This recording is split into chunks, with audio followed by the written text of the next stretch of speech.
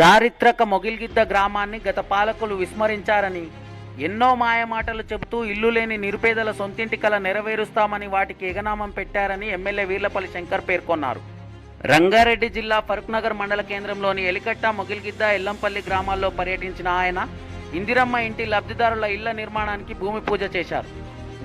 అనంతరం ఎమ్మెల్యే వీర్లపల్లి శంకర్ మాట్లాడుతూ, గ్రామ అభివృద్ధి, ప్రజా సంక్షేమంలో గ్రామస్తులంతా స్వార్థాలను వీడి ఏకతాటిపై నడవాలని పిలుపునిస్తూ కాంగ్రెస్ పార్టీ వైఖరేంటో వివరించారు. గతేడాది ఎడతెరిపి లేకుండా కురిసిన వర్షాలకు నిల్వ నీడలేక తాడిపత్రి తరహా లాంటి కవర్ కట్టుకొని బిక్కుబిక్కుమంటూ జీవించిన జయమ్మ కుటుంబాన్ని నాడు ప్రతిపక్ష నేతగా పరామర్శించిన ఆయన, భవిష్యత్తులో కాంగ్రెస్ ప్రభుత్వం కొలువుదీరితే తమ సొంతింటి కల నెరవేరుస్తామని ఆ కుటుంబానికి బలమైన హామీ ఇవ్వడం జరిగిందని తెలిపారు. అలాంటి బృహత్కరమైన శుభ పరిణామానికి నేడు అంకురార్పణ చేయడం అంతులేని సంతోషాన్నిచ్చిందని పేర్కొన్నారు. నియోజకవర్గ వ్యాప్తంగా ఇల్లు లేని నిరుపేదల సొంతింటి కల సాకారం కాంగ్రెస్ పార్టీతోనే సాధ్యమవుతుందన్న భరోసా వారికి కల్పించారు. భగవంతుడి ఆశీస్సులు, గ్రామస్తుల సహకారంతో ఇచ్చిన మాట కట్టుబడి జనం మెచ్చిన పాలన అందించడం ఎంతో ఆనందాన్నిస్తుందని తెలిపారు. ఈ కార్యక్రమంలో ఎంపీడీఓ బన్సీలాల్, మండలాధ్యక్షుడు శ్రీకాంత్ రెడ్డి, మాజీ జెడ్పీటీసీ వెంకటరామరెడ్డి, బ్లాక్ కాంగ్రెస్ అధ్యక్షుడు బాలరాజ్ గౌడ్, వివిధ గ్రామాల ఇందిరమ్మ ఇంటి లబ్ధిదారులు, కాంగ్రెస్ నాయకులు, గ్రామస్తులు పెద్ద ఎత్తున పాల్గొన్నారు.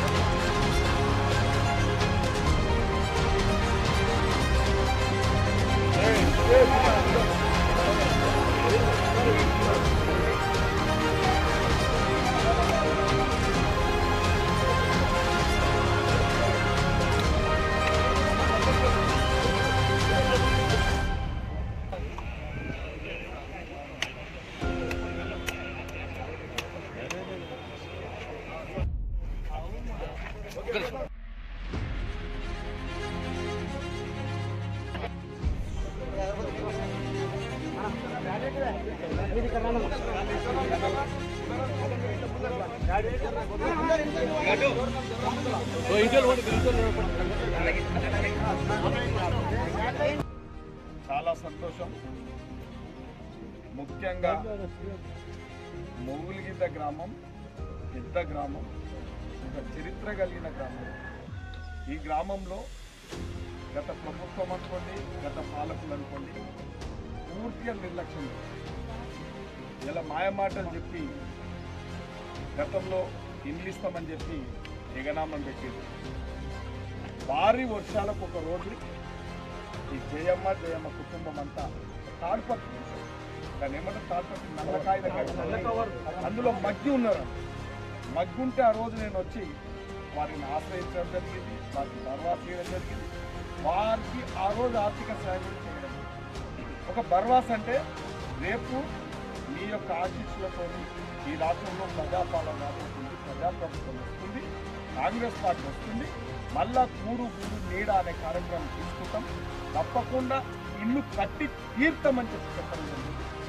గ్రామ పెద్దలందరూ కూడా, ఈ మొగిల్గిద్ద గ్రామ పెద్దలందరూ ఎవరికైతే నిరుపేదలు ఉన్నారో వారందరికీ దాదాపు 50-55 ఇళ్ళు ఎంపిక చేయడం జరిగింది. ఈరోజు శ్రీకారం చుట్టబోతుంది. అతి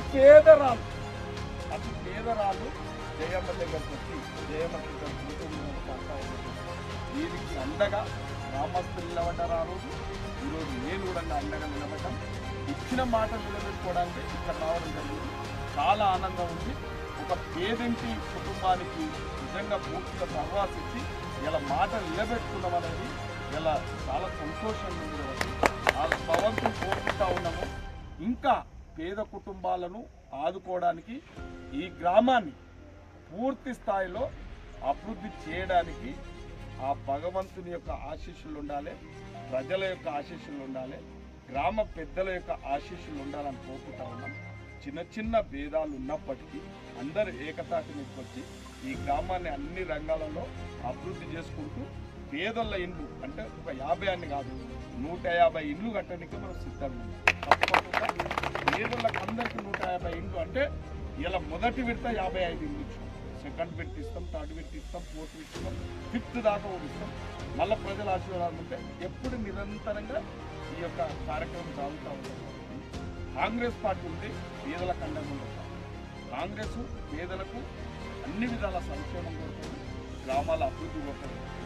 పోయిన 2 నెలల క్రితమే రాష్ట్ర ముఖ్యమంత్రి వచ్చి పూర్తి ఈ గ్రామానికి గౌరవాల్సింది.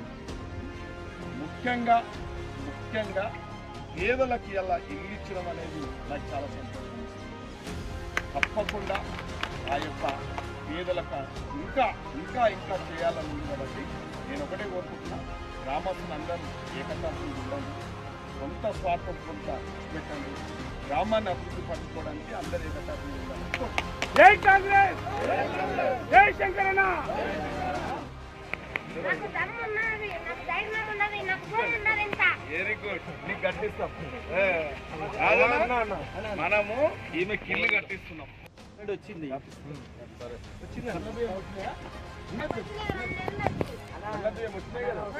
వస్తున్నాయి మంచిగా ఉన్నాయా?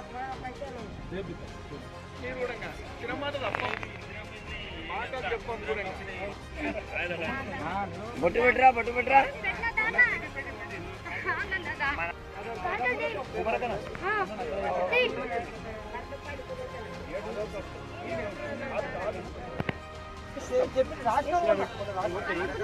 నీకు ఇప్పిస్తుంది.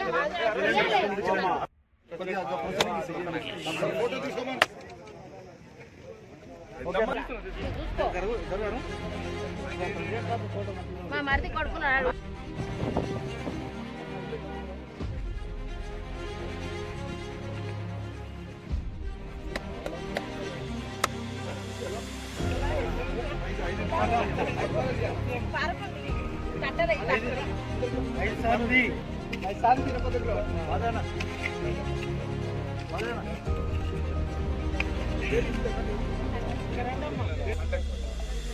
మీరు